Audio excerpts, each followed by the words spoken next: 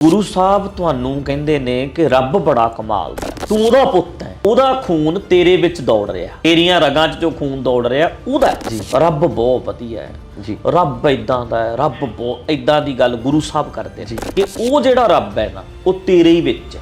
ਜਿੱਦਣ ਤੋਂ ਮੇਰੇ ਗੱਲ ਪਕੜ 'ਚ ਆ ਗਈ ਵੀ ਗੁਰੂ ਸਾਹਿਬ ਮੋਟੀਵੇਟ ਕਰਦੇ ਆ, ਫਿਰ ਮੈਂ ਆਪਣੇ ਆਪ ਨੂੰ ਸਾਰੇ ਦਾ ਸਾਰਾ ਮੇਰਾ ਲਾਈਫ ਦਾ ਮੇਰਾ ਏਮ ਹੀ ਇਹ ਬਣ ਗਿਆ ਕਿ ਮੈਂ ਲੋਕਾਂ ਨੂੰ ਮੋਟੀਵੇਟ ਕਰ ਜੀ।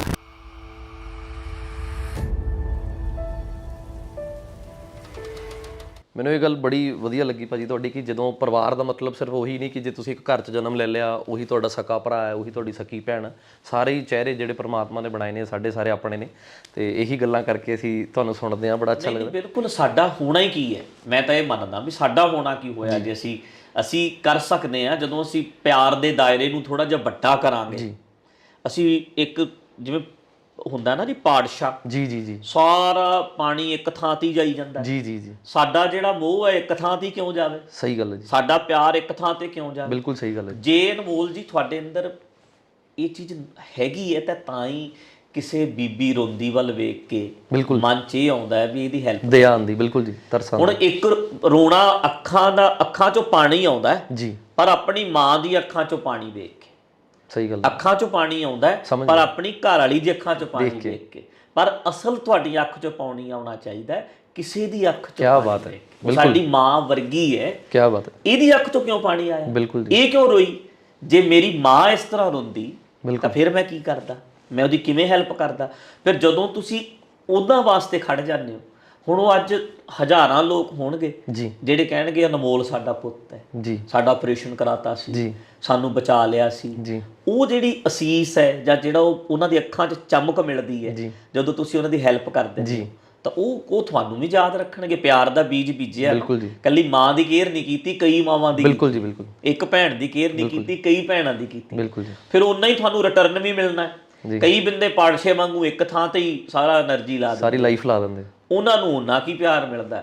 ਜਦੋਂ ਸਹੀ ਖਿਲਾਰ ਦਿੰਦੇ ਆ ਸਾਨੂੰ ਜ਼ਿਆਦਾ ਮਿਲਦਾ। ਕੀ ਬਾਤ ਹੈ ਭਾਜੀ। ਸਪਿਰਿਚੁਅਲ ਤੇ ਰਿਲੀਜੀਅਸ ਧਰਮ ਤੇ ਕਰਮ 'ਚ ਇਹਦੇ 'ਚ ਮੈਂ ਬੜੀ ਦੁਵਿਧਾ 'ਚ ਫਸਿਆ ਰਹਿੰਦਾ ਕਈ ਵਾਰੀ ਮਨ ਕਰਦਾ ਹੈ ਕਿ ਮੈਂ ਵੀ ਥੋੜਾ ਜਿਹਾ ਧਿਆਨ ਲਾਵਾਂ, ਬਾਬਾ ਜੀ ਨੂੰ ਯਾਦ ਕਰਾਂ, ਉਹਨਾਂ ਦਾ ਸਿਮਰਨ ਕਰਾਂ, ਪਰ ਫਿਰ ਵੀ ਮਾਈਂਡ ਕਈ ਵਾਰੀ ਇੰਨੀ ਤੇਜ਼ ਦੌੜਦਾ ਹੈ ਦੁਨਿਆਵੀ ਚੀਜ਼ਾਂ ਨੂੰ ਲੈ ਕੇ। ਮੈਨੂੰ ਲੱਗਦਾ ਕਿ ਇਨਸਾਨ ਨੂੰ ਸਪਿਰਿਚੁਅਲ ਪਹਿਲ ਦੇ ਆਧਾਰ ਤੇ ਹੋਣਾ ਚਾਹੀਦਾ ਕਿ ਰਿਲੀਜੀਅਸ ਹੋਣਾ ਚਾਹੀਦਾ। ਧਰਮ ਵੱਡਾ, ਕਰਮ ਵੱਡਾ, ਇਸ ਝੰਜਟ 'ਚੋਂ ਕਿਵੇਂ ਕੱਢ ਸਕਦੇ ਹੋ ਬਾਹਰ? ਨਹੀਂ, ਮੇਰਾ ਮੰਨਣਾ ਇਹ ਹੈ ਕਿ ਤੁਸੀਂ ਕਰਦੇ ਕੀ ਹੋ ਜੀ, ਉੱਥੋਂ ਹੀ ਸਪਿਰਿਚੁਅਲਿਟੀ ਦਾ, ਰਿਲੀਜੀਅਸ ਹੋਣ ਦਾ ਪਤਾ ਲੱਗਦਾ ਜੀ। ਜੇ ਅਸੀਂ ਵੇਖੀਏ ਤਾਂ ਹੁਣ ਮੈਂ ਝੋਲਾ ਪਾਇਆ ਜੀ, ਮੈਂ ਕਿਰਪਾਨ ਪਾਈ ਹੈ ਜੀ, ਮੈਂ ਪੱਗ ਬੰਨੀ ਜੀ, ਇੱਕ ਤਰ੍ਹਾਂ ਨਾਲ ਮੈਂ ਪ੍ਰਚਾਰਕ ਵੀ ਜੀ। ਮੈਨੂੰ 24 ਸਾਲ ਹੋ ਗਏ ਆ ਪ੍ਰਚਾਰ ਕਰਦੇ ਨੂੰ ਜੀ। 4 ਸਾਲ ਉਸ ਤੋਂ ਪਹਿਲਾਂ ਮੈਂ ਝੋਲਾ ਪਾਇਆ, ਮੰਨ ਕੇ ਚੱਲੋ ਬਈ 27 ਤੋਂ 28 ਸਾਲ ਹੋ ਗਏ ਮੈਨੂੰ ਇਸ ਰੂਪ 'ਚ ਆਏ ਨੂੰ ਜੀ। ਪੈਂਟ ਲਾਤੀ ਜੀ, ਮੈਂ ਆਹ ਰੂਪ ਨਹੀਂ ਰੱਖਿਆ ਜੀ, ਮੈਂ ਰੂਪ 'ਚ ਆ ਗਿਆ। ਹੁਣ ਤੁਸੀਂ ਇਸ ਰੂਪ 'ਚੋਂ ਜੀ। ਹੁਣ ਜੇ ਸਾਨੂੰ ਕੋਈ ਬੰਦਾ ਸਪਿਰਿਚੁਅਲਿਟੀ ਵੇਖੇਗਾ ਤਾਂ ਸ਼ਾਇਦ ਮੈਨੂੰ ਧਿਆਨ ਦੇ ਮਾਰਗ ਬਹੁਤ ਆਉਂਦੇ ਹੋਣਗੇ ਜੀ, ਮੇਰਾ ਰਾਹ ਹੈ ਜੀ, ਮੇਰਾ ਕੰਮ ਹੈ ਜੀ, ਮੈਂ ਇਹਦੇ ਤੇ ਲਾਈਫ ਲਾਈ ਆ ਜੀ ਜੀ ਜੀ। ਜੇ ਤੁਸੀਂ ਮੈਨੂੰ ਮੈਡੀਟੇਸ਼ਨ ਦੇ ਟੈਕਨੀਕ ਪੁੱਛੋਗੇ ਸ਼ਾਇਦ ਮੈਨੂੰ ਬਹੁਤ ਆਉਂਦੇ ਹੋਣਗੇ ਜੀ, ਠੀਕ ਹੈ ਜੀ। ਜੇ ਤੁਸੀਂ ਗੁਰਬਾਣੀ ਬਾਰੇ ਮੈਨੂੰ ਪੁੱਛੋਗੇ ਤਾਂ ਸ਼ਾਇਦ ਗੁਰਬਾਣੀ ਬਾਰੇ ਵੀ ਮੈਨੂੰ ਕਾਫੀ ਨੌਲੇਜ ਹੋਊਗੀ ਜੀ, ਕਿਉਂਕਿ ਮੇਰੀ ਲਾਈਫ ਇੱਧਰ ਨਿਕਲੀ ਹੈ ਜੀ। ਜੇ ਮੈਂ ਸ਼ਬਦ 400-500 ਮੈਂ ਸ਼ਬਦ ਗਾਇਆ ਹੋਣਾ ਆਪ ਜੀ, ਠੀਕ ਹੈ। ਮੈਂ ਹਜ਼ਾਰਾਂ ਲੈਕਚਰ ਦਿੱਤੇ ਨੇ ਧਰਮ ਤੇ, 10 ਲੱਖ ਬੰਦੇ ਨੂੰ ਮੈਂ ਅੰਮ੍ਰਿਤ ਛਕਾਇਆ ਜੀ, ਇਸ ਪਾਸੇ ਜੋੜਿਆ ਜੀ। ਤਾਂ ਵੇਖਣ ਵਾਲੇ ਬੰਦੇ ਨੂੰ ਇਹ ਲੱਗਣਾ ਹੈ ਕਿ ਇਹ ਦੋਨੇ ਜਿਹੜੇ ਬੰਦੇ ਨੇ ਇਹਨਾਂ ਵਿੱਚੋਂ ਸਪਿਰਿਚੁਅਲ ਜੀ, ਧਾਰਮਿਕ ਜੀ ਮੈਂ। ਬਿਲਕੁਲ ਇਹੀ ਹੁੰਦਾ, ਉਹਨਾਂ ਨੂੰ ਇਦਾਂ ਲੱਗਣਾ ਜੀ। ਉਹਨਾਂ ਨੇ ਕਹਿਣਾ ਅਨਮੋਲ ਤੂੰ ਜਨੇਊ ਪਾਇਆ ਜੀ, ਤੁਸੀਂ ਕਹਿਣਾ ਮੈਂ ਨਹੀਂ ਪਾਇਆ। ਬਿਲਕੁਲ ਜੀ। ਉਹਨਾਂ ਨੇ ਕਹਿਣਾ ਅਨਮੋਲ ਤੂੰ ਰੋਜ਼ ਟਿੱਕਾ ਲਾਉਂਦਾ, ਤੁਸੀਂ ਕਹਿਣਾ ਮੈਂ ਨਹੀਂ ਲਾਉਂਦਾ। ਅਨਮੋਲ ਜਿਹੜੇ ਉਹਨਾਂ ਦੇ ਕਰਮ ਧਰਮ, ਤੁਸੀਂ ਹਿੰਦੂ ਧਰਮ ਵਿੱਚੋਂ ਆਉਂਦੇ ਹੋ ਜੀ ਮੇਰੇ ਖਿਆਲ ਨਾਲ ਜੀ। ਹਾਂਜੀ ਹਾਂਜੀ ਤੁਹਾਡਾ ਹਾਂ। ਤਾਂ ਉਹਨਾਂ ਨੇ ਤੁਹਾਨੂੰ ਪੁੱਛਣਾ ਹੈ ਜੀ, ਤੁਸੀਂ ਕਈ ਚੀਜ਼ਾਂ 'ਚ ਸਿਰ ਹਿਲਾ ਦੇਣਾ ਜੀ, ਨਹੀਂ ਨਹੀਂ ਨਹੀਂ ਜੀ। ਤੇ ਮੈਂ ਹਰ ਜਗ੍ਹਾ ਜਦੋਂ ਮੈਨੂੰ ਪੁੱਛਿਆ ਗਿਆ ਮੈਂ ਕਹਿਣਾ ਹਾਂ ਜੀ, ਹਾਂ ਹਾਂ ਠੀਕ ਠੀਕ ਹੈ। ਹੁਣ ਜਿਹੜੀਆਂ ਰਿਕੁਆਇਰਮੈਂਟਸ ਨੇ ਧਰਮ ਦੀਆਂ ਜੀ, ਮਤਲਬ ਮੈਂ ਪੂਰੀਆਂ ਕੀਤੀਆਂ ਨੇ ਜੀ ਤੇ ਤੁਹਾਡੇ ਤੋਂ ਨਹੀਂ ਹੋਈ। ਨਹੀਂ ਹੋਈਆਂ। ਮੈਨੂੰ ਇਹ ਲੱਗਦਾ ਹੈ ਵੀ ਇਹ ਕੋਈ ਵੀ ਬੰਦੇ ਨੂੰ ਪਰਖਣ ਦਾ ਤਰੀਕਾ ਨਹੀਂ ਹੈ। ਜੀ ਰਿਲੀਜੀਅਸ ਹੋਣਾ ਮਤਲਬ ਧਾਰਮਿਕ ਹੋਣਾ, ਜੀ ਜੀ ਸਪਿਰਿਚੁਅਲ ਹੋਣਾ, ਇੱਥੋਂ ਜੇ ਪਰਖਿਆ ਜਾਏਗਾ ਜੀ ਇਹ ਤੁਹਾਡੀ ਕਸਵੱਟੀ ਬਹੁਤ ਭੈੜੀ ਹੈ, ਜੀ ਇਹ ਬਹੁਤ ਖਤਰਨਾਕ ਹੈ। ਜੀ ਇਹਦੇ 'ਚ ਕੀ ਹੋਇਆ ਕਿ ਜਿਹੜੀ ਮੇਰੀ ਇਨਸਾਨੀਅਤ ਸੀ, ਜੀ ਮੈਂ ਕਿੱਦਾਂ ਦੇ ਕੰਮ ਕਰਦਾ ਸੀ, ਉਹਦੇ ਸਾਰੇ ਦੇ ਉੱਤੇ ਇਸ ਚੀਜ਼ ਨੇ ਪੜਦਾ ਪਾ ਲਿਆ। ਜੀ ਇਸ ਚੀਜ਼ ਨੇ ਪਰਦਾ ਪਾ ਲਿਆ, ਗਾਤਰੇ ਨੇ ਪਾ ਲਿਆ, ਮੇਰੀ ਦਾੜੀ ਨੇ ਪਾ ਲਿਆ, ਮੇਰੀ ਪੱਗ ਨੇ। ਜੀ ਜਦੋਂ ਵੀ ਕਿਸੇ ਬੰਦੇ ਨੂੰ ਵੇਖਿਆ ਜਾਏਗਾ ਸਪਿਰਿਚੁਅਲ ਹੈਗਾ, ਇੱਕ ਕਹਿੰਦਾ ਮੈਂ ਸਪਿਰਿਚੁਅਲ ਆ, ਜੀ ਇੱਕ ਕਹਿੰਦਾ ਮੈਂ ਨਹੀਂ ਹੈਗਾ, ਜੀ ਇੱਕ ਕਹਿੰਦਾ ਮੈਂ ਪਾਠ ਕਰਦਾ, ਇੱਕ ਕਹਿੰਦਾ ਮੈਂ ਨਹੀਂ ਕਰਦਾ। ਜੀ ਇਹ ਦੋਨਾਂ ਬੰਦਿਆਂ ਦੇ ਕੰਮ ਵੇਖਣੇ ਪੈਣਗੇ। ਬਿਲਕੁਲ ਜੀ, ਸਮੁੱਚਤਾ, ਬਿਲਕੁਲ ਜੀ, ਸਿਨਾਰੀਓ, ਜੀ ਇੱਕ ਹਿੱਸਾ ਨਹੀਂ। ਜੀ ਹਿੱਸੇ ਵੀ ਜਿਹੜੇ ਬੰਦੇ ਹਿੱਸਿਆਂ 'ਚ ਸੋਚਦੇ ਨੇ ਨਾ, ਜੀ ਉਹ ਬਹੁਤ ਖਤਰਨਾਕ ਹੁੰਦੇ ਨੇ। ਜੀ ਹੁਣ ਇੱਕ ਬੰਦਾ ਤੁਹਾਨੂੰ ਇੱਕ ਹਿੱਸੇ ਵਿੱਚ ਸੋਚੇ ਵੀ ਅਨਮੋਲ ਨੂੰ ਮੈਂ ਜਿਮ ਕਰਦਿਆਂ ਦੇਖਿਆ, ਜੀ ਇੱਕ ਹਿੱਸਾ ਹੈ ਤੁਹਾਡੀ ਲਾਈਫ। ਜੀ ਅਨਮੋਲ ਨੇ ਬਹੁਤ ਸੋਹਣੇ ਜੁੱਤੇ ਪਾਏ ਹੋਏ ਸੀ, ਜੀ ਤੁਸੀਂ ਕਹੋ ਜੀ ਮੈਂ ਕੋਈ ਨਾ ਕੋਈ ਬਰਬਰੀ ਦੇ ਜੁੱਤੇ ਪਾ ਲਓ, ਜੀ ਤੁਸੀਂ ਪਾ ਲਓ। ਜੀ ਹੁਣ ਉਹ ਲੱਖ ਰੁਪਏ ਦੇ ਆਏ। ਜੀ ਕਿਸੇ ਨੇ ਕਹਿਤਾ ਜੀ ਇਹਨੇ ਤਾਂ ਜੁੱਤੇ ਪਾਏ ਹੋਏ ਸੀ, ਜੀ ਇਹ ਤਾਂ ਬੰਦਾ ਹੀ ਬਹੁਤ ਠੱਗ ਹੋਣਾ ਜੀ। ਤਾਂ ਹੀ ਲੱਖ ਦੇ ਜੁੱਤੇ ਪਾਊਗਾ, ਹੁੰਦਾ ਜੀ। ਜੀ ਨਹੀਂ ਤਾਂ ਕਿੱਥੋਂ ਪਾਊਗਾ? ਜੀ ਜੀ ਹੈਨਾ? ਜੀ 50,000 ਦੀ ਉਹਨੇ ਘੜੀ ਬੰਨੀ ਹੋਈ ਸੀ, ਜੀ ਐਦਾਂ ਹੋਊਗਾ। ਹੁੰਦਾ ਜੀ। ਇਹ ਹੈਗਾ ਹਿੱਸਿਆਂ ਵਿੱਚ ਸੋਚਣਾ।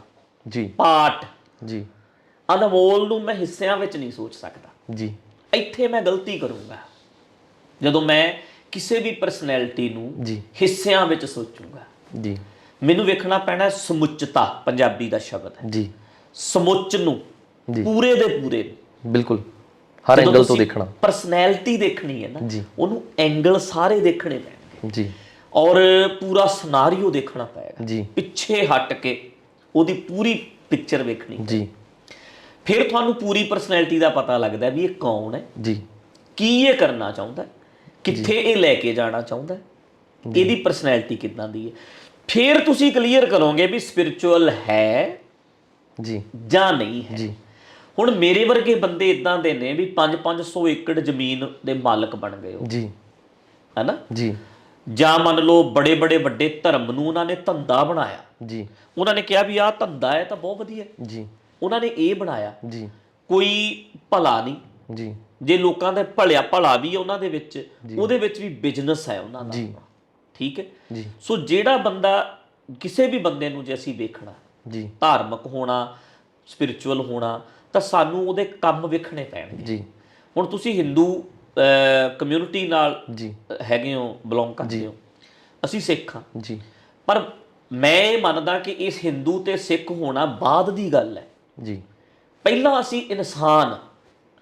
ਹੁਣ ਜੇ ਰਾਮ ਜੀ ਨੂੰ ਮਾੜਾ ਕਹਿਤਾ, ਜੀ ਮੈਂ ਜੀ ਤੁਸੀਂ ਕਹੋ ਮੈਂ ਤਾਂ ਇਹਦਾ ਕਤਲ ਕਰਨਾ ਹੈ, ਇਹ ਕੌਣ ਹੁੰਦਾ ਰਾਮ ਨੂੰ ਮਾੜਾ ਕਹਿੰਦਾ? ਜੀ ਤੁਸੀਂ ਸਾਡੇ ਗੁਰੂ ਪਾਤਸ਼ਾਹ ਬਾਰੇ ਕੋਈ ਸ਼ਬਦ ਗਲਤ ਬੋਲਦੇ ਹੋ ਜੀ ਤਾਂ ਮੈਂ ਕਹਾਂ ਵੀ ਅਨਮੋਲ ਦਾ ਤਾਂ ਮੈਂ ਗੱਲ ਲਾਉਣਾ, ਮੈਂ ਤਾਂ ਇਹਦੇ ਨਾਲ ਗੱਲ ਨਹੀਂ ਕਰ ਸਕਦਾ, ਇਹ ਕੌਣ ਹੁੰਦਾ? ਬਿਲਕੁਲ ਸਾਡੇ ਵਾਸਤੇ ਪ੍ਰਾਇੋਰਟੀ ਹੋਣੀ ਚਾਹੀਦੀ ਇਨਸਾਨੀਅਤ। ਬਿਲਕੁਲ ਇਹ ਇੱਕ ਇਨਸਾਨ ਹੈ, ਇਹਦੇ ਆਪਣੇ ਥਾਟ ਨੇ, ਜੀ ਆਪਣੀ ਇਹਦੀ ਵਿਚਾਰ ਹੈ, ਜੀ ਇਹ ਇਦਾਂ ਮੰਨਦਾ ਹੋ ਸਕਦਾ ਹੈ, ਜੀ ਹੋ ਸਕਦਾ ਹੈ ਗਲਤ ਗਾਈਡ ਕੀਤਾ ਹੋਇਆ ਹੋਵੇ। ਬਿਲਕੁਲ ਮੇਰੀ ਆਪਣੀ ਸੋਚ ਹੈ, ਜੀ। ਇਹਦੀ ਆਪਣੀ ਸੋਚ ਹੈ, ਜੀ। ਪਰ ਅਨਮੋਲ ਇੱਕ ਇਨਸਾਨ ਹੈ। ਜੀ ਤੁਹਾਡੇ ਵਾਸਤੇ ਹੋਵੇ, ਮੇਰੇ ਵਾਸਤੇ ਇਹ ਇੱਕ ਇਨਸਾਨ ਹੈ। ਜੀ ਕਦੇ ਕਿਸੇ ਬੰਦੇ ਨੂੰ ਕਤਲ ਕਰਨਾ, ਮਾਰਨਾ, ਜੀ ਇਹ ਨਹੀਂ ਹੋਣਾ ਚਾਹੀਦਾ। ਜੀ ਸਾਡੇ ਵਾਸਤੇ ਇਨਸਾਨੀਅਤ ਵੱਡੀ ਚੀਜ਼ ਹੈ। ਸੋ ਹਿੰਦੂ ਕੌਣ ਹੈ, ਸਿੱਖ ਕੌਣ ਹੈ, ਵੱਡੀ ਗੱਲ ਇਨਸਾਨ ਹੈ। ਬਿਲਕੁਲ।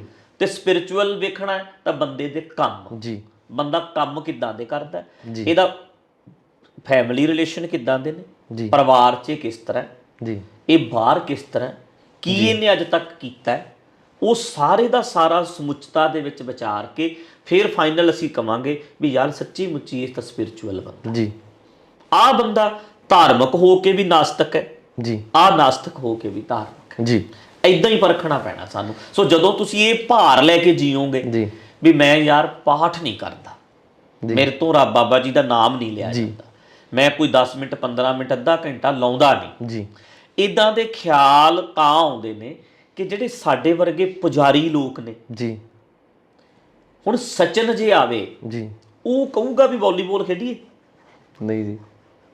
ਉਹ ਕਿਹੜੀ ਗੇਮ ਖੇਡੂਗਾ? ਕ੍ਰਿਕਟ। ਕ੍ਰਿਕਟ। ਕਿਉਂ ਖੇਡੂਗਾ? ਉਹਦੇ ਵਿੱਚ ਉਹ ਮਾਹਿਰ ਹੈ। ਬਿਲਕੁਲ। ਓਕੇ, ਹੁਣ ਜਿਹੜੇ ਸਪਿਰਿਚੁਅਲ ਬੰਦੇ ਨੇ, ਧਾਰਮਿਕ ਬੰਦੇ ਨੇ, ਉਹ ਜਦੋਂ ਦੁਨੀਆ 'ਚ ਆਉਂਦੇ ਨੇ ਨਾ, ਉਹ ਫਿਰ ਉਹ ਗੇਮ ਖੇਡਦੇ ਨੇ ਜਿਹਦੇ 'ਚ ਉਹ ਮਾਹਰ ਹੁੰਦੇ ਨੇ। ਕੀ ਬਾਤ ਹੈ। ਉਹਨਾਂ ਨੂੰ ਪਤਾ ਵੀ ਮੈਂ ਇੱਥੇ ਫੇਲ ਕਰ ਦੇਣਾ ਜੀ। ਆਪਾਂ ਸ਼ੁਰੂ 'ਚ ਗੱਲ ਕੀਤੀ ਹੈ ਵੀ ਜੇ ਅੱਜ ਕੋਈ ਬੰਦਾ ਸਾਨੂੰ ਪੁੱਛਣ ਲੱਗ ਗਿਆ, ਤੁਸੀਂ ਕਹਿਣਾ ਨੋ, ਮੈਂ ਜਨੇਊ ਨਹੀਂ ਪਾਉਂਦਾ, ਬਿਲਕੁਲ ਜੀ, ਮੈਂ ਇਦਾਂ ਨਹੀਂ ਕਰਨਾ, ਤੁਸੀਂ ਹਾਰਦੇ ਤੁਰੇ ਜਾਣਾ ਜੀ, ਤੇ ਮੈਂ ਤੁਹਾਡੇ ਬਰਾਬਰ ਬੈਠਿਆ ਜਿੱਤਦੇ ਤੁਰੇ ਜੀ, ਠੀਕ ਹੈ ਜੀ। ਸੋ ਗੇਮ ਹੀ ਉਹ ਖੇਡੋ ਜੇ ਤੁਸੀਂ ਪਰਫੈਕਟ ਹੋ। ਪਰਫੈਕਟ ਅਸੀਂ ਆ। ਹੁਣ ਜਿਹੜੀ ਇਹ ਧਾਰਮਿਕ ਬੰਦੇ ਗੇਮ ਖੇਡਦੇ ਨੇ, ਇਹ ਬਾਕੀ ਸਾਰੇ ਸਮਾਜ ਨੂੰ ਜ਼ੀਰੋ ਕਰ ਦਿੰਦੇ ਨੇ ਜੀ। ਆਪ ਇਹ ਸਾਰੇ ਸਮਾਜ ਦੇ ਹੀਰੋ ਬਣ ਜਾਂਦੇ ਨੇ ਜੀ। ਕਿਉਂਕਿ ਧਾਰਮਿਕ ਸਪਿਰਿਚੁਅਲ ਅਸੀਂ ਆ ਜੀ। ਬਾਕੀ ਸਾਰੇ ਐਵੇਂ ਹੀ ਨੇ। ਜੀ।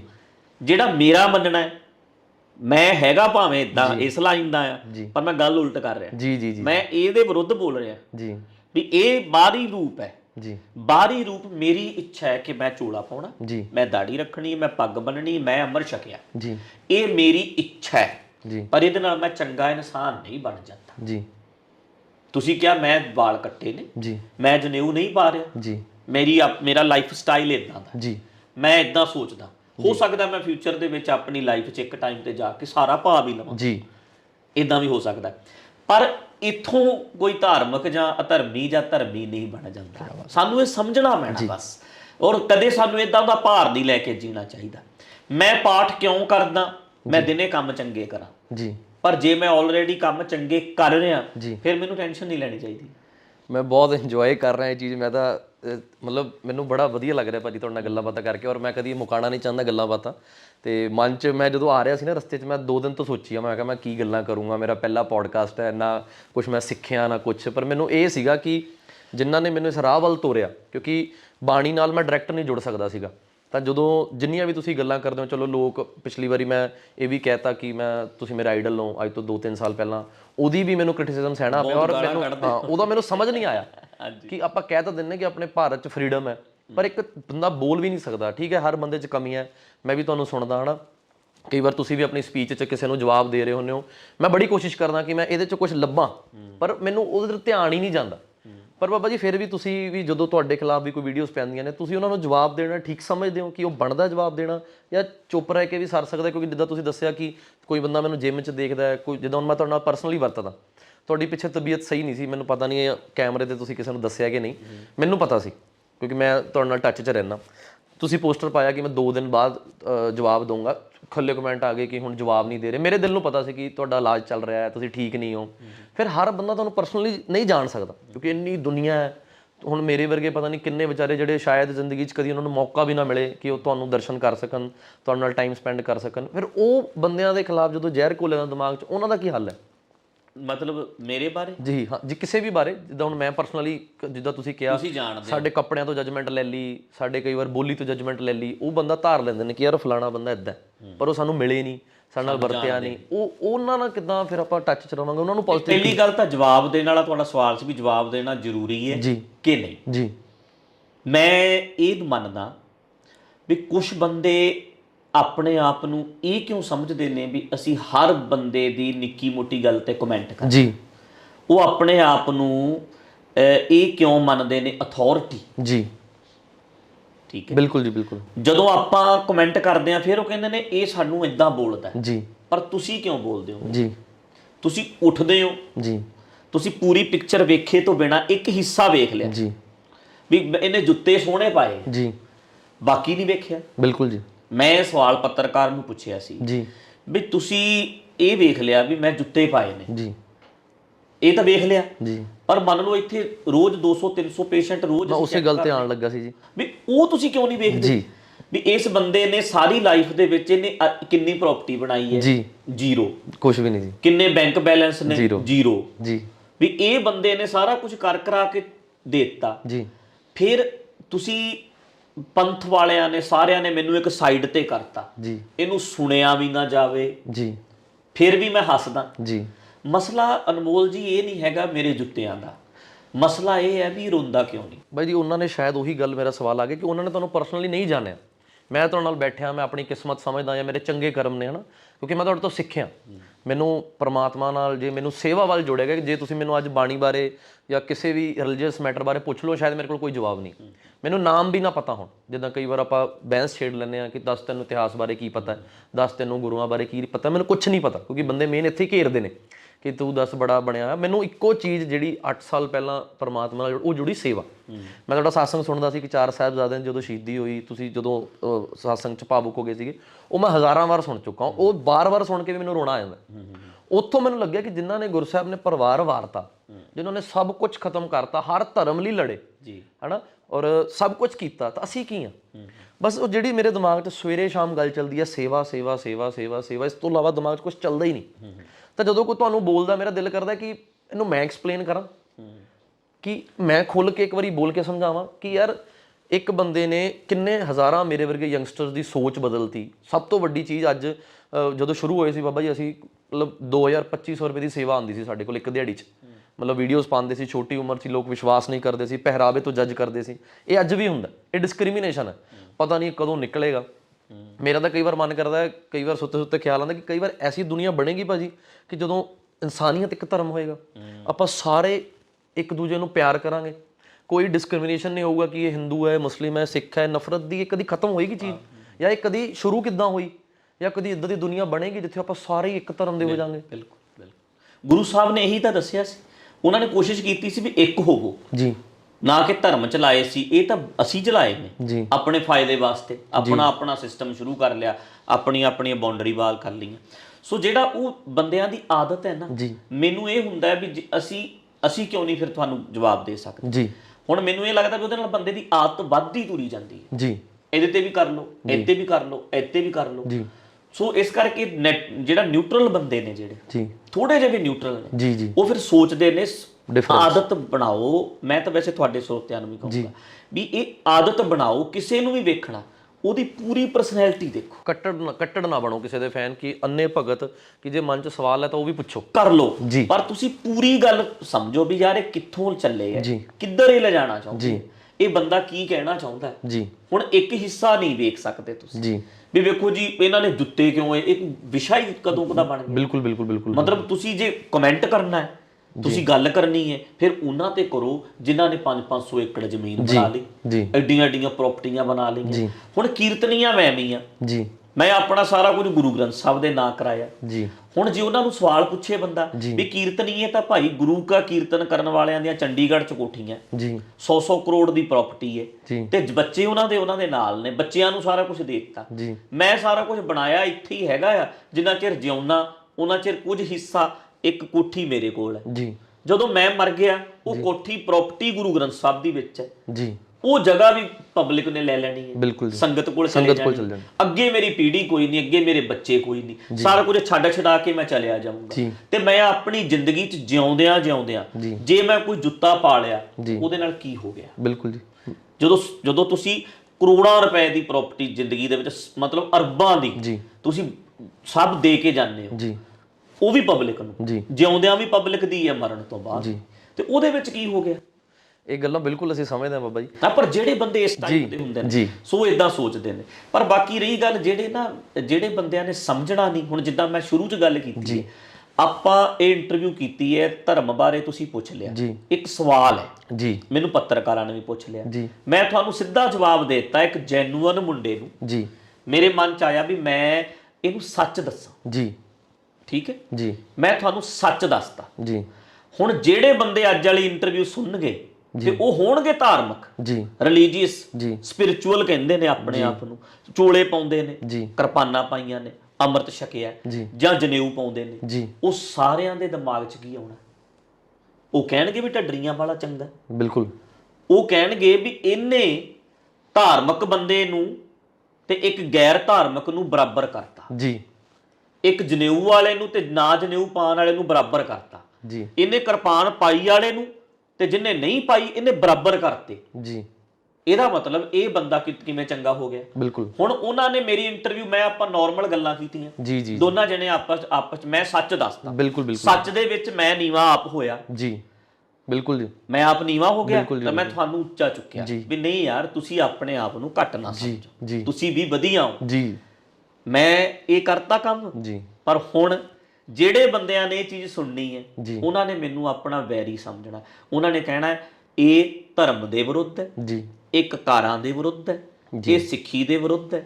ਹੁਣ ਮੈਂ ਸਿੱਖੀ ਦੇ ਵਿਰੁੱਧ ਤਾਂ ਹੈ ਨਹੀਂ, ਬਿਲਕੁਲ ਜੀ, ਬਿਲਕੁਲ ਮੈਂ ਤਾਂ ਖੁਦ ਪਾਇਆ, ਸਾਡੇ ਵਰਗੇ ਖੁਦ ਜੁੜੇ ਨੇ ਜੀ ਇਸ ਜੁੜੇ ਨੇ। ਪਰ ਉਹਨਾਂ ਦੇ ਦਿਮਾਗ 'ਚ ਇਹ ਗੱਲ ਆਉਣੀ ਹੈ ਵੀ ਇਹ ਦੂਜੇ ਬੰਦੇ ਨੂੰ ਤੇ ਇੱਕ ਧਾਰਮਿਕ ਬੰਦੇ ਨੂੰ ਬਰਾਬਰ ਕਰ ਰਿਹਾ। ਜੀ ਪਰ ਸੱਚ ਇਹ ਹੈ ਕਿ ਇਨਸਾਨੀਅਤ ਵੇਖਣੀ ਪੈਣੀ ਹੈ। ਹੋ ਸਕਦਾ ਹੈ ਉਹ ਧਾਰਮਿਕ ਬੰਦੇ ਤੋਂ ਵੀ ਉੱਪਰ ਹੋਵੇ, ਬਿਲਕੁਲ ਸਾਨੂੰ ਇਹ ਮੰਨਣਾ ਪੈਣਾ। ਜੀ ਹੁਣ ਜਿਹੜੇ ਬੰਦੇ ਨੇ ਯਾਰ ਬਿਜਲੀ ਦੀ ਕਾਢ ਕੱਢੀ ਹੈ, ਜੀ ਅਸੀਂ ਇਹ ਦੇਖਾਂਗੇ ਹੁਣ ਪਤਾ ਨਹੀਂ ਉਹ ਕੀ ਪੀਂਦਾ ਸੀ, ਜੀ ਕੀ ਉਹ ਖਾਂਦਾ ਸੀ। ਬਿਲਕੁਲ ਜਿਸ ਬੰਦੇ ਨੇ ਜਹਾਜ਼ ਦੀ ਕਾਢ ਕੱਢੀ ਹੈ, ਬਿਲਕੁਲ ਪਤਾ ਨਹੀਂ ਯਾਰ ਉਹ ਕੀ ਪੀਂਦੇ ਸੀ, ਕੀ ਖਾਂਦੇ ਸੀ, ਬਿਲਕੁਲ ਕਿਸ ਧਰਮ ਨਾਲ ਸੀ। ਬਿਲਕੁਲ ਵੱਡੀ ਗੱਲ, ਸਾਡੇ ਕਦੀ ਪੁੱਛਿਆ ਵਾਸਤੇ ਨਹੀਂ। ਉਹ ਸਾਨੂੰ ਦੇਣ ਕਿੱਡੀ ਵੱਡੀ ਦੇ ਕੇ ਗਏ, ਬਿਲਕੁਲ ਅਸੀਂ ਤਾਂ ਉਹਨਾਂ ਦੇ ਸ਼ੁਕਰਗੁਜ਼ਾਰ ਰਵਾਂਗੇ। ਬਿਲਕੁਲ ਜੀ, ਬਿਲਕੁਲ ਜਿਸ ਬੰਦੇ ਨੇ ਇੰਟਰਨੈਟ ਬਣਾਇਆ, ਜੀ ਹੁਣ ਇੰਟਰਨੈਟ ਦੇ ਉੱਤੇ ਅਸੀਂ ਅੱਜ ਸਾਰੇ ਸਹੂਲਤਾਂ ਮਾਣਦੇ ਹਾਂ। ਜੀ ਗੁਰਬਾਣੀ ਸਾਰੀ ਗੁਰੂ ਗ੍ਰੰਥ ਸਾਹਿਬ ਇੰਟਰਨੈਟ ਦੇ ਉੱਤੇ ਅਸੀਂ ਫੋਨ ਰੱਖਦੇ ਹਾਂ, ਸਾਰਾ ਗੁਰੂ ਗ੍ਰੰਥ ਸਾਹਿਬ ਫੋਨ ਦੇ ਵਿੱਚ, ਬਿਲਕੁਲ ਜੀ, ਸਾਰੇ ਗੀਤਾ ਸਾਰੇ ਧਰਮ ਗ੍ਰੰਥ ਉਹਦੇ ਵਿੱਚ ਨੇ ਜੀ। ਸੋ ਉਸ ਬੰਦੇ ਦੀ ਅਸੀਂ ਦੇਣ ਕਿਵੇਂ ਭੁਲਾ ਸਕਦੇ ਹਾਂ। ਬਿਲਕੁਲ ਜੀ, ਹੁਣ ਜੇ ਅੱਜ ਮੈਂ ਕਹਾਂ ਵੀ ਅਸੀਂ ਖਾਸ ਹਾਂ, ਜੀ ਉਹ ਸਾਰੇ ਜ਼ੀਰੋ ਹੁੰਦੇ ਨੇ। ਜੀ ਜਿੰਨੇ ਲੋਕ ਅੱਜ ਤਰੱਕੀ ਕਰ ਰਹੇ ਨੇ, ਨਵੀਆਂ ਕਾਢਾਂ ਕੱਢ ਰਹੇ ਨੇ, ਉਹ ਬੰਦੇ ਸਾਰੇ ਜ਼ੀਰੋ ਮੈਂ ਕਿੱਦਾਂ ਕਰ ਸਕਦਾ? ਬਿਲਕੁਲ ਸਿਰਫ ਆਪਣੇ ਆਪ ਨੂੰ ਜਸਟੀਫਾਈ ਕਰਨ ਵਾਸਤੇ ਵੀ ਨਹੀਂ ਨਹੀਂ ਨਹੀਂ ਮੈਂ ਧਾਰਮਿਕ ਬੰਦਾ, ਮੈਂ ਜਸਟੀਫਾਈ ਆਪਣੇ ਆਪ ਨੂੰ ਕਰਨਾ, ਮੈਂ ਅੱਗੇ ਆਪਣੀ ਲੱਤ ਰੱਖਣੀ ਹੈ। ਜੀ ਇਦਾਂ ਨਹੀਂ ਅਸੀਂ ਕਰ ਸਕਦੇ। ਜੋ ਸੱਚ ਹੈ ਉਹ ਸੱਚ ਰਹਿਣਾ, ਕਿਸੇ ਦੇ ਗਿੱਟੇ ਲੱਗੇ ਕਿਸੇ ਦੇ ਗੋਡੇ ਲੱਗੇ, ਪਰ ਰਿਐਲਿਟੀ ਇਹੋ ਹੀ ਹੈ। ਮੈਂ ਧਾਰਮਿਕ ਹੋ ਕੇ ਵੀ ਧਾਰਮਿਕ ਨਹੀਂ ਹੋ ਸਕਦਾ। ਕਈ ਵੇਖਣ ਨੂੰ ਨਾਸਤਿਕ ਲੱਗਣਗੇ, ਧਾਰਮਿਕ ਨਹੀਂ ਹੈਗੇ, ਪਰ ਉਹ ਧਾਰਮਿਕ ਹੋ ਸਕਦੇ। ਪਰ ਭਾਜੀ ਤੁਸੀਂ ਦੋਨੋਂ ਚੀਜ਼ਾਂ ਬੜੇ ਬਖੂਬੀ ਨਿਭਾ ਰਹੇ ਹੋ। ਤੁਸੀਂ ਗੁਰਸਾਹਿਬ ਨੂੰ ਵੀ ਮੰਨਦੇ ਹੋ, ਪਰਮਾਤਮਾ ਦੇ ਜਿਵੇਂ ਤੁਸੀਂ ਕਿਹਾ ਰਿਲੀਜੀਅਸ ਵੀ ਹੋ, ਪਰ ਤੁਸੀਂ ਨਾਲ ਨਾਲ ਜਿਹੜਾ ਹਸਪੀਟਲ ਵਾਲਾ ਕਾਰਜ ਸ਼ੁਰੂ ਕੀਤਾ, ਇਹ ਵੀ ਮੈਨੂੰ ਲੱਗਦਾ ਸੇਵਾ ਤੇ ਨਾਲ ਰਿਲੀਜੀਅਸ ਤੁਸੀਂ ਦੋਨੋਂ ਕੰਬਾਈਨ ਬਣ ਗਏ, ਹੈ ਨਾ? ਕਿਉਂਕਿ ਤੁਸੀਂ ਜਿਵੇਂ ਦੱਸਿਆ ਕਿ ਹੋ ਸਕਦਾ ਸਾਡੇ ਵਰਗਾ ਬੰਦਾ ਜਿਹਨੇ ਨਹੀਂ ਪ੍ਰੋਪਰ ਤਰੀਕੇ ਨਾਲ ਰਿਲੀਜਨ ਫੋਲੋ ਕੀਤਾ ਆਪਣਾ, ਭਾਵੇਂ ਉਹ ਹਿੰਦੂ ਧਰਮ ਹੈ, ਸਿੱਖ ਧਰਮ ਹੈ, ਮੈਨੂੰ ਲੱਗਦਾ ਕਿ ਸ਼ਾਇਦ ਮੈਂ ਵੀ ਇੱਕ ਦਿਨ ਪਰਫੈਕਟ ਬਣੂੰਗਾ। ਮੈਂ ਰੋਜ਼ ਕੋਸ਼ਿਸ਼ ਕਰਦਾ ਕਿ ਮੈਂ ਜੋ ਕੱਲ ਸੀ ਉਸ ਤੋਂ ਵਧੀਆ ਅੱਜ ਬਣਾ। ਹਾਂ ਬਿਲਕੁਲ। ਤੇ ਜਿੱਦਾਂ ਬਾਬਾ ਜੀ ਇਸ ਹਸਪੀਟਲ ਦੇ ਵਿੱਚ ਐਂਟਰੀ ਲਈ ਇਹਦੇ 'ਚ ਵੀ ਕੋਈ ਸ਼ਰਤਾਂ ਨੇ ਕਿ ਪਹਿਲਾਂ ਤੁਹਾਨੂੰ ਇਸ ਧਰਮ ਦੇ ਵਿੱਚ ਐਂਟਰ ਹੋਣਾ ਪਏਗਾ, ਫਿਰ ਤੁਸੀਂ ਦਵਾਈ ਲੈ ਸਕਦੇ ਹੋ? ਕਿਉਂਕਿ ਅੱਜ ਕੱਲ੍ਹ ਪੰਜਾਬ 'ਚ ਇਹ ਅੱਗ ਬਹੁਤ ਬੁਰੀ ਤਰ੍ਹਾਂ ਫੈਲ ਰਹੀ ਹੈ। ਨਹੀਂ ਇਹੋ ਜਿਹਾ ਕੁਝ ਨਹੀਂ। ਆਪਾਂ ਹਸਪੀਟਲ, ਪਹਿਲੀ ਗੱਲ ਤਾਂ ਮੈਂ ਤੁਹਾਨੂੰ ਅੱਗੇ ਵੀ ਦੱਸਿਆ ਸੀ ਵੀ ਹਸਪੀਟਲ ਮੈਂ ਚਾਹੁੰਦਾ ਸੀ ਵੀ ਇਹਦੀਆਂ 5 ਮੰਜ਼ਿਲਾਂ ਬਣਾਈਏ ਔਰ ਫ੍ਰੀ ਹੋਵੇ ਟੋਟਲ, ਜੀ ਹਰ ਤਰ੍ਹਾਂ ਦੇ ਆਪਰੇਸ਼ਨ ਹੋਣ। ਜੀ ਪਰ ਉਦੋਂ ਮੇਰੀ ਸੋਚ ਸੀ ਬਾਬਿਆਂ ਵਾਲੀ, ਜੀ ਪੂਰੀ ਤਰ੍ਹਾਂ ਨਾਲ ਜਿੱਦਾਂ ਧਾਰਮਿਕ ਬੰਦਿਆਂ ਦੀ ਹੁੰਦੀ। ਉਸ ਵੇਲੇ ਮੈਂ ਚਾਹੁੰਦਾ ਜੀ ਤਾਂ ਮੈਂ ਇਹਨੂੰ ਚਲਾ ਸਕਦਾ ਸੀ। ਜੀ ਪਿਛਲੇ 7-8 ਸਾਲਾਂ ਤੋਂ ਮੈਂ ਜੀ ਆਪਣੀ ਸੋਚ ਨੂੰ ਬਦਲਿਆ, ਜੀ ਮੈਂ ਇਨਸਾਨੀਅਤ ਨੂੰ ਮੁੱਖ ਰੱਖ ਲਿਆ। ਜੀ ਉਸ ਤੋਂ ਬਾਅਦ ਕੀ ਹੋਇਆ ਕਿ ਮੈਂ ਬਹੁਤ ਵਿਰੋਧ ਦਾ ਸਾਹਮਣਾ ਕੀਤਾ। ਜੀ ਕਦੇ ਕੋਈ ਮਸਲਾ, ਕਦੇ ਕੋਈ ਮਸਲਾ, ਕਦੇ ਕੋਈ ਮਸਲਾ, ਜੀ ਔਰ ਉਹਨਾਂ ਦੀ ਗਿਣਤੀ ਜ਼ਿਆਦਾ, ਜੀ ਉਹ ਬੰਦੇ ਸਾਡੇ ਸਿਰ ਚੜ੍ਹਦੇ ਨੇ। ਜੀ ਫਿਰ ਵੀ ਮੈਨੂੰ ਖੁਸ਼ੀ ਹੈ ਕਿ ਕੁਝ ਬੰਦੇ ਸਾਡੀ ਸਪੋਰਟ ਕਰਦੇ ਰਹੇ। ਜੀ ਸਾਡੇ ਮਿੱਤਰ ਨੇ, ਕਿਤੇ ਬੈਠਾ ਕੋਈ ਕਿਤੇ ਬੈਠਾ ਕੋਈ ਕਿਤੇ ਬੈਠਾ। ਜੀ ਪਹਿਲਾਂ ਉਹ ਸਾਡੇ ਸੇਵਕ ਸੀ, ਜੀ ਹੁਣ ਉਹ ਸਾਡੇ ਸਾਥੀ ਨੇ। ਜੀ ਪਹਿਲਾਂ ਉਹ ਮੇਰੇ ਪੈਰਾਂ 'ਚ ਬਹਿੰਦੇ ਸੀ, ਜੀ ਹੁਣ ਮੇਰੇ ਨਾਲ ਕੁਰਸੀ ਤੇ ਬੈਠਦੇ ਨੇ। ਜੀ ਪਹਿਲਾਂ ਉਹ ਮੈਨੂੰ ਰੋਟੀ ਖਵਾਉਂਦੇ ਸੀ, ਜੀ ਹੁਣ ਮੈਂ ਵੀ ਉਹਨਾਂ ਨੂੰ ਖਵਾਉਂਦਾ। ਜੀ ਪਹਿਲਾਂ ਉਹ ਸਾਡੇ ਸੇਵਾਦਾਰ ਸੀ, ਪਰ ਮੈਂ ਹੁਣ ਉਹਨਾਂ ਆਪਣੇ ਦੋਸਤ ਕਹਿੰਦਾ ਬਰਾਬਰ ਬੈਠਦੇ ਆ ਸੀ। ਉਹ ਸਾਡੇ ਭਰਾ ਨੇ। ਜੀ ਇਹ ਫਰਕ ਪਿਆ। ਮੈਂ ਸੋਚ ਬਦਲੀ, ਉਹਨਾਂ ਨੂੰ ਉੱਪਰ ਕੀਤਾ। ਉਹਨਾਂ ਵਿੱਚੋਂ ਕੁਝ ਬੰਦੇ ਸਾਡੇ ਨਾਲ ਸਾਥ ਦਿੰਦੇ ਨੇ। ਜੀ ਮੈਂ ਸੋਚ ਨਹੀਂ ਸਕਦਾ। ਜੀ ਇਹ ਮੇਰੇ ਵਾਸਤੇ ਬਹੁਤ ਵੱਡਾ ਸਰਪ੍ਰਾਈਜ਼ ਹੈ ਕਿ ਇੰਨਾ ਕੁਝ ਹੋਣ ਦੇ ਬਾਵਜੂਦ ਤੁਸੀਂ ਹੁਣ ਪ੍ਰੋਗਰਾਮ ਨਹੀਂ ਕਰਦੇ, ਜੀ ਕਿਤੇ ਤੁਸੀਂ ਬਾਹਰ ਜਾ ਨਹੀਂ ਰਹੇ, ਬਿਲਕੁਲ, ਪਰ ਫਿਰ ਵੀ ਕੁਝ ਬੰਦੇ ਤੁਹਾਡੇ ਨਾਲ ਮੋਢਾ ਲਾ ਕੇ ਖੜੇ। ਜੀ ਮੈਂ 4 ਮਹੀਨੇ ਵਾਸਤੇ, ਮੇਰੀ ਡਾਕਟਰ ਨੇ ਮਨਾ ਕਰਤਾ ਕਿਤੇ ਜਾਣਾ ਆਉਣਾ, ਜੀ ਫਿਰ ਵੀ ਉਹ ਬੰਦੇ ਕਹਿੰਦੇ ਅਸੀਂ ਖੜੇ, ਅਸੀਂ ਕਰਾਂਗੇ, ਅਸੀਂ ਚਲਾਉਂਦੇ ਆ, ਜੀ ਆਪਾਂ ਕਦੋਂ ਕੰਮ ਆਉਣਾ। ਜੀ ਅੱਛਾ, ਉਸ 150-200 ਬੰਦਾ ਕਹਿ ਲਓ ਪੂਰੇ ਵਰਲਡ ਵਿੱਚ ਹੈਗਾ ਜੀ ਤੇ ਉਹਨਾਂ ਦੇ ਸਹਿਯੋਗ ਨਾਲ ਆਪਾਂ ਸੋਚਿਆ ਵੀ ਛੋਟਾ ਜਿਹਾ ਆਪਾਂ, ਜੀ ਜੋ ਮੇਰੀ ਰੀਝ ਸੀ ਜੀ ਉਹ ਤਾਂ ਬਹੁਤ ਵੱਡੀ ਸੀ, ਜੀ ਮੈਨੂੰ ਅਸੀਂ ਇੱਦਾਂ ਤੱਕ ਲੈ ਕੇ ਜਾਵਾਂਗੇ, ਜੀ ਪਰ ਫਿਰ ਵੀ ਅਸੀਂ ਉਹਨੂੰ OPD ਸ਼ੁਰੂ ਕੀਤੀ। ਜੀ ਅਸੀਂ ਡਾਕਟਰ ਬਿਠਾਏ ਹੈ ਤੇ ਅਲੱਗ-ਅਲੱਗ ਜਿਹੜੇ ਹੈਗੇ ਨੇ ਡਾਕਟਰ ਆਉਂਦੇ ਰਹਿੰਦੇ ਉਹਦੇ ਵਿੱਚ। ਸੋ ਉਹਦੇ ਵਿੱਚ ਇਹ ਤਾਂ ਮਤਲਬ ਹੀ ਨਹੀਂ ਕੋਈ, ਬਹੁਤ ਲੋਕ ਇਦਾਂ ਦੇ ਜਿਹੜੇ ਮੱਥਾ ਵੀ ਨਹੀਂ ਟੇਕਦੇ, ਜੀ ਦਵਾਈ ਲੈਣ ਆਉਂਦੇ ਪਿੰਡਾਂ ਦੇ ਲੋਕ ਨੇ, ਜੀ ਉਹ ਸਿੱਧੇ ਗੱਡੀ ਤੇ ਮੋਟਰਸਾਈਕਲ ਤੇ ਡਾਕਟਰ ਕੋਲ ਜਾਂਦੇ ਨੇ ਸਿੱਧੇ ਵਾਪਸ। ਜੀ ਕਈ ਇਦਾਂ ਦੇ ਵੀ ਜਿਹੜੇ ਮੈਂ ਬੈਠਾ ਵੀ ਹੋਵਾਂ ਸਾਹਮਣੇ ਤਾਂ ਮੈਨੂੰ ਵੀ ਫਤਿਹ ਨਹੀਂ ਬੁਲਾਉਂਦੇ, ਉਹਨਾਂ ਦਾ ਮੇਰੇ ਨਾਲ ਵੀ ਕੋਈ ਲਿੰਕ ਨਹੀਂ, ਪਰ ਸਾਨੂੰ ਕੋਈ ਮਤਲਬ ਫਿਰ ਵੀ ਤੁਸੀਂ ਮਤਲਬ ਸਾਨੂੰ ਮਤਲਬ ਨਹੀਂ ਕੋਈ। ਸਾਡੇ ਵਾਸਤੇ ਇੰਨਾ ਹੈ ਕਿ ਜੇ ਬੰਦਾ ਆਇਆ ਸਾਡੇ ਕੋਲ ਤਾਂ ਕੋਈ ਗੱਲ ਨਹੀਂ, ਜੇ ਨਹੀਂ ਵੀ ਸਾਨੂੰ ਚੰਗਾ ਸਮਝਦਾ, ਹੋ ਸਕਦਾ ਸਾਡੇ ਨੇੜੇ ਨੇੜੇ ਦੇ ਪਿੰਡਾਂ ਵਿੱਚ ਕੁਝ ਬੰਦੇ ਮੇਰੀ ਸੋਚ ਨਾਲ ਵੀ ਸਹਿਮਤ ਨਾ ਹੋਣ, ਮੇਰੇ ਨਾਲ ਵੀ ਸਹਿਮਤ ਨਾ ਹੋਣ, ਪਰ ਉਹਨਾਂ ਨੂੰ ਡਾਕਟਰ ਕੋਲ ਆਉਣਾ, ਉਹਨਾਂ ਨੇ ਦਵਾਈ ਲੈਣੀ। ਸਾਡੇ ਵਾਸਤੇ ਤਾਂ ਕੋਈ ਆ ਗਿਆ, ਹੁਣ ਲੰਗਰ ਦੇ ਵਿੱਚ ਹਜ਼ਾਰਾਂ ਬੰਦੇ ਪ੍ਰਸ਼ਾਦਾ ਛਕਣ ਆਉਂਦੇ, ਹੁਣ ਆਪਾਂ 5000 ਦੇ ਨੇੜੇ ਤੇੜੇ ਬੰਦੇ ਦੀ ਰੋਟੀ ਬਣਾਉਂਦੇ ਆ ਰੋਜ਼। ਮੈਨੂੰ ਲੱਗਿਆ ਜਿੱਥੇ ਇਹ ਆਉਂਦੇ ਨੇ ਉੱਥੇ ਲੋੜਵੰਦ ਦਵਾਈ ਵਾਲੇ ਵੀ ਆਉਂਦੇ। ਬਿਲਕੁਲ। ਸੋ ਇਹ ਸ਼ੁਰੂ ਕੀਤਾ ਤੇ ਉਹ ਡਾਕਟਰ ਦਵਾਈ ਫ੍ਰੀ ਦਿੰਦੇ ਆ, ਆਪਾਂ ਸਾਰੀ ਜਿੰਨੀ ਡਾਕਟਰ ਲਿਖਦੇ ਚੈੱਕਅਪ ਫ੍ਰੀ ਕਰਦੇ ਆ।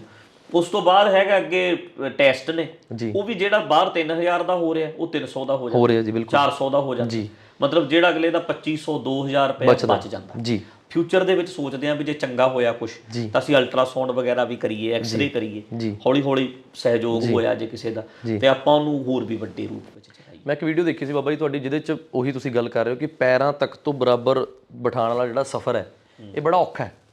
ਜਿਹਨੂੰ ਇੱਕ ਵਾਰੀ ਜ਼ਿੰਦਗੀ ਦੇ ਵਿੱਚ ਆਪਣੇ ਨੀਚੇ ਬਿਠਾਉਣ ਦੀ ਲੋਕਾਂ ਨੂੰ ਆਦਤ ਪੈ ਜਾਵੇ, ਪੂਜਾ ਕਰਾਉਣ ਦੀ ਆਦਤ ਪੈ ਜਾਵੇ, ਉਹ ਜਲਦੀ ਬਰਾਬਰ ਨਹੀਂ ਬਿਠਾ ਸਕਦਾ। ਤੁਸੀਂ ਇਹ ਆਪਣੇ ਆਪ 'ਚੋਂ ਐਡੀ ਵੱਡੀ ਚੀਜ਼ ਕਿਵੇਂ ਬਦਲੇ, ਕਿਵੇਂ ਕੱਢੀ ਕਿ ਤੁਸੀਂ ਜਦੋਂ ਮੈਨੂੰ ਬੜੀ ਈਜ਼ੀ ਅਪਰੋਚ ਲੱਗੀ ਤੁਹਾਡੇ ਨਾਲ, ਮੈਂ ਤੁਹਾਡੇ ਨਾਲ ਫੋਨ ਤੇ ਗੱਲ ਕਰਨੀ ਹੋਵੇ ਮੈਨੂੰ ਇੰਨਾ ਔਖਾ ਨਹੀਂ ਹੋਣਾ ਪੈਂਦਾ। ਔਰ ਮੈਨੂੰ ਲੱਗਦਾ ਕਿ ਜੇ ਤੁਹਾਡੀ ਜਗ੍ਹਾ ਕੋਈ ਹੋਰ ਹੋਵੇ ਤਾਂ 20 ਦਿਨ ਦੀ ਵੇਟਿੰਗ ਹੈ। ਤੁਸੀਂ ਬੜਾ ਈਜ਼ੀ ਲੋਕਾਂ ਨੂੰ ਮਿਲ ਲੈਂਦੇ ਹੋ, ਬੜਾ ਈਜ਼ੀ ਅਪਰੋਚ, ਔਰ ਇੰਨਾ ਕੁਝ ਹੋਣ ਦੇ ਬਾਵਜੂਦ ਇਹਦੇ 'ਚ ਕੀ ਗੁਰੂ ਸਾਹਿਬ ਦੀ ਕਿਰਪਾ ਸਮਝਦੇ ਹੋ? ਇਹ ਹੈਗਾ ਸਿਰਫ ਸੋਚ ਬਦਲਣ ਦਾ ਨਤੀਜਾ ਜੀ। ਇਨਸਾਨੀਅਤ ਨੂੰ ਪਿਆਰ ਕਰਨਾ ਜੀ। ਮੇਰੇ ਵਾਸਤੇ ਜੇ ਇਨਸਾਨ ਹੈ ਫਿਰ ਮੈਂ ਕਿਵੇਂ ਕਹੂੰਗਾ ਯਾਰ ਤੂੰ ਪੈਰਾਂ 'ਚ ਬਹਿ ਜਾ ਜੀ। ਮੈਂ ਪ੍ਰਚਾਰਕ ਜੀ, ਮੈਂ ਬੋਲ ਲੈਣਾ ਜੀ, ਮੈਂ ਪੜ੍ਹਦਾ, ਮੈਂ ਸਮਝਦਾ, ਮੈਂ ਸਮਝਾ ਲੈਣਾ ਜੀ, ਪਰ ਜਿਹਨੂੰ ਮੈਂ ਪੈਰਾਂ 'ਚ ਬਿਠਾਉਣ ਲੱਗਾ ਜੀ ਉਹ ਆਪਣੇ ਬੱਚੇ ਪਾਲਦਾ ਜੀ, 10 ਘੰਟੇ ਡਿਊਟੀ ਕਰਦਾ ਜੀ, 12 ਘੰਟੇ ਜੌਬ ਕਰਦਾ ਹੈ, ਫਿਰ ਉਹ ਮਾਂ ਪਿਓ ਨੂੰ ਸਾਂਭਦਾ ਹੈ, ਉਹਦੀਆਂ ਆਪਣੀਆਂ ਜ਼ਿੰਮੇਵਾਰੀਆਂ ਨੇ। ਉਹ ਘੱਟ ਕਿਵੇਂ ਹੋਇਆ ਮੇਰੇ ਤੋਂ? ਬਿਲਕੁਲ। ਉਹਦੇ ਵਿੱਚ ਇਹੋ ਜਿਹਾ ਕੀ ਹੈ ਕਿ ਉਹ ਮੇਰੇ ਪੈਰਾਂ 'ਚ ਬੈਠੇ ਜੀ, ਮੈਂ ਉੱਚਾ ਬੈਠਾ ਜੀ, ਮੈਂ ਆਪਣੀ ਲਾਈਨ ਵਿੱਚ ਮਾਰ, ਉਹ ਆਪਣੀ ਲਾਈਨ ਵਿੱਚ ਮਾਰ। ਮੈਂ ਸਟੇਜ ਤੇ ਆਮ ਕਹਿਣਾ ਹੁੰਦਾ ਵੀ ਘੱਟ ਕਿਉਂ ਸਮਝਦੇ ਹੋ ਆਪਣੇ ਆਪ ਨੂੰ ਜੀ, ਜੇ ਨਾਲੀਆਂ ਸਾਫ਼ ਕਰਨ ਵਾਲੇ ਨਾ ਹੋਏ ਇੱਥੇ ਤਾਂ ਗੰਦ ਪੈ ਜਾਏਗਾ ਜੀ, ਉਹਦੀ ਵੀ ਸਮਾਜ ਨੂੰ ਲੋੜ ਹੈ। ਬਿਲਕੁਲ, ਹਨਾ? ਕਿ ਨੇਚਰ ਦੇ ਵਿੱਚ ਕੀੜੇ ਨਾ ਹੋਏ ਬਿਲਕੁਲ ਤਾਂ ਦਰਖਤ ਵੀ ਨਹੀਂ ਹੋਣੇ, ਸਬਜ਼ੀਆਂ ਵੀ ਨਹੀਂ ਹੋਣੀਆਂ। ਬਿਲਕੁਲ ਸਹੀ ਗੱਲ ਹੈ। ਇਹ ਸਾਰਾ ਕੁਝ ਤਾਂ ਹੀ ਹੈ ਪੋਸੀਬਲ ਹੈ। ਸੋ ਅਸੀਂ ਕਿੱਦਾਂ ਸਮਝ ਸਕਦੇ ਹਾਂ ਵੀ ਇਹ ਮੇਰੇ ਪੈਰਾਂ 'ਚ ਬਹਿਣ ਦੇ ਯੋਗ ਹੈ ਜੀ? ਹਰ ਬੰਦਾ ਆਪਣੇ ਥਾਂ ਤੇ ਪਰਫੈਕਟ ਹੈ ਜੀ, ਆਪਣੀ ਲਾਈਫ 'ਚੋਂ ਪਰਫੈਕਟ ਹੋ ਸਕਦਾ ਹੈ, ਔਰ ਜੇ ਉਹ ਘੱਟ ਹੈ ਅੱਜ ਕਿਸੇ ਤਰ੍ਹਾਂ ਨਾਲ ਫੇਲ ਹੋ ਗਿਆ ਜਾਂ ਉਹ ਬੰਦਾ ਗਲਤ ਪਾਸੇ ਚਲਿਆ ਗਿਆ ਤੇ ਉਹਦੇ ਕੋਲ ਚਾਂਸ ਹੈ, ਉਹ ਸੁਧਰ ਵੀ ਸਕਦਾ, ਆਪਸ਼ਨ ਬਹੁਤ ਹੈ। ਸੋ ਇਸ ਕਰਕੇ ਅਸੀਂ ਕਿਸੇ ਨੂੰ ਕਿਉਂ ਥੱਲੇ ਬਿਠਾਈਏ? ਅਸੀਂ ਭਰਾ ਬਣਾਈਏ, ਦੋਸਤ ਬਣਾਈਏ। ਇਹਦਾ ਨੁਕਸਾਨ ਵੀ ਹੁੰਦਾ ਜੀ, ਸਾਡਾ ਸਮਾਜ ਇੰਨਾ ਵਿਕਸਿਤ ਨਹੀਂ ਹੈਗਾ ਜੀ। ਸੱਚ ਇਹ ਹੈ, ਇੱਕ ਪੁਜਾਰੀਆਂ ਨੇ ਲੋਕਾਂ ਨੂੰ ਪੈਰਾਂ 'ਚ ਬਿਠਾਇਆ ਜੀ, ਕਈਆਂ ਨੂੰ ਮੰਦਰਾਂ ਤੋਂ ਬਾਹਰ ਬਿਠਾਇਆ, ਕਈ ਕੁਛ ਕੀਤਾ। ਸਾਡੇ ਲੋਕ ਵੀ ਇਦਾਂ ਦੇ ਨੇ ਜਿਹੜੇ ਕਹਿੰਦੇ ਨੇ ਸਾਨੂੰ ਪੈਰਾਂ 'ਚ ਹੀ ਬਿਠਾਇਆ ਜਾਵੇ ਜੀ। ਮੇਰੇ ਬੰਦੇ ਇਦਾਂ ਦੇ ਹੈਗੇ ਨੇ ਜੀ ਜਿਹੜੇ ਅੱਜ ਮੇਰੇ ਵਿਰੋਧ 'ਚ ਨੇ ਜੀ। ਜਿੰਨਾ ਚਿਰ ਉਹਨਾਂ ਨੂੰ ਮੈਂ ਪੈਰਾਂ 'ਚ ਬਿਠਾਇਆ, ਸਿਰ ਤੇ ਹੱਥ ਰੱਖਿਆ, ਉਹ ਮੈਨੂੰ ਮਹਾਰਾਜ ਬਾਬਾ ਜੀ ਕਹਿੰਦੇ ਸੀ ਜੀ, ਉਹਨਾਂ ਚਿਰ ਮੇਰੇ ਚਰਨ ਪਵਾਓ ਘਰਾਂ 'ਚ ਜੀ ਜੀ, ਉਹਨਾਂ ਚਿਰ ਉਹ ਮੈਨੂੰ ਪੂਜਦੇ ਸੀ ਜੀ। ਜਿੱਦਣ ਮੈਂ ਕਹਿਤਾ ਇਹ ਕੁਛ ਨਹੀਂ ਹੁੰਦਾ, ਬਕਵਾਸ ਹੈ ਜੀ, ਆਪਾਂ ਭਰਾ ਆ, ਆਪਣੇ 'ਚ ਕੀ ਫਰਕ ਹੈ ਜੀ, ਉਹਨਾਂ ਨੂੰ ਮੈਂ ਬਰਾਬਰ ਬਿਠਾਤਾ, ਉਹ ਬਰਾਬਰ ਬੈਠੇ ਨੇ, ਉਹ ਕਿਸੇ ਹੋਰ ਦੇ ਪੈਰਾਂ 'ਚ ਬੈਠ ਗਏ, ਉਹ ਹੋਰ ਦੇ ਚਰਨ ਪਵਾਉਣ ਲੱਗ ਗਏ, ਉਹ ਹੋਰ ਦਾ ਆਸ਼ੀਰਵਾਦ ਲੈਣ ਲੱਗ ਗਏ, ਕਿਉਂਕਿ ਉਹ ਆਪਣੇ ਆਪ ਨੂੰ ਇਦਾਂ ਹੀ ਸਮਝ ਚੁੱਕੇ ਨੇ ਕਿ ਅਸੀਂ ਥੱਲੇ ਹੀ ਆ ਤੇ ਇਹ ਸਾਰਾ ਕੁਝ ਉਹ ਪੈਰਾਂ 'ਚ ਹੀ ਬਹਿਣਾ ਚਾਹੁੰਦੇ ਨੇ।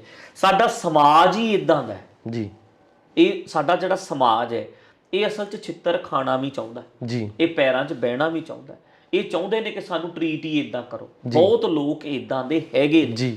ਤੁਸੀਂ ਬਰਾਬਰ ਬਿਠਾਉਂਦੇ ਹੋ, ਭੈਣ ਜੀ ਭਰਾ ਕਹਿੰਦੇ ਹੋ, ਤੁਸੀਂ ਆਪਣਾ ਵੱਡੇ ਭਰਾ ਕਹਿੰਦੇ ਹੋ, ਤੇ ਕਈ ਸਾਥ ਛੱਡ ਜਾਂਦੇ ਨੇ। ਬਿਲਕੁਲ, ਉਹ ਸਾਥ ਵੀ ਛੱਡ ਗਏ ਕਈ। ਬਿਲਕੁਲ, ਉਹਨਾਂ ਨੇ ਕਈਆਂ ਨੇ ਆਪਣਾ ਸਾਥ ਦੇਣਾ ਵੀ ਛੱਡਤਾ। ਉਹ ਕਹਿੰਦੇ ਜੀ ਹੁਣ ਫਿਰ ਸਾਨੂੰ ਕੀ ਲੋੜ ਹੈ, ਅਸੀਂ ਤਾਂ ਫਿਰ ਕਈ ਹੰਕਾਰ 'ਚ ਆ ਗਏ ਜੀ, ਕਈ ਜ਼ਿਆਦਾ ਹੀ ਹੰਕਾਰ 'ਚ ਚਲੇ ਗਏ। ਉਹ ਕਹਿੰਦੇ ਤੂੰ ਕੀ ਹੈ ਫਿਰ ਜੀ, ਹੁਣ ਆਪਾਂ ਕਿਸੇ ਨੂੰ ਬਰਾਬਰ ਬਿਠਾ ਲਿਆ ਜੀ ਜੀ ਜੀ, ਆਪਾਂ ਇਦਾਂ ਬੈਠੇ ਆ ਜੀ, ਅਗਲਾ ਵੀ ਬੈਠਾ ਜੀ, ਵੀ ਵਾਹ ਜੀ ਵਾਹ, ਜਾਂ ਤਾਂ ਬਹੁਤ ਸੋਹਣੀ ਗੱਲ ਹੈ, ਇਹ ਹੋ ਗਿਆ ਬਰਾਬਰ ਜੀ।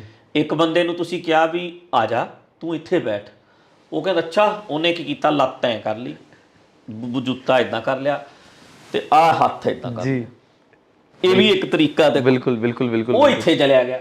ਉਹ ਕਹਿੰਦਾ ਅੱਛਾ ਫਿਰ ਤੂੰ ਕੀ ਹੈ ਜੀ ਜੀ ਜੀ, ਤੂੰ ਹੁਣ ਮੈਨੂੰ ਬਰਾਬਰ ਬਿਠਾ ਜੀ ਜੀ, ਸਮਝ ਗਿਆ। ਜਾਂ ਤਾਂ ਬੰਦਾ ਇਦਾਂ ਹੀ ਹੋ ਜਾਂਦਾ ਬਿਲਕੁਲ, ਤੇ ਜਾਂ ਫਿਰ ਬੰਦਾ ਕਹਿੰਦਾ ਮੈਨੂੰ ਪੈਰਾਂ 'ਚ। ਬਿਲਕੁਲ, ਪਰ ਬੈਲੈਂਸ ਜਿਹੜਾ ਕਰਨਾ ਹੈ ਨਾ ਉਹ ਬਹੁਤ ਘੱਟ ਲੋਕਾਂ ਨੂੰ ਆਉਂਦਾ।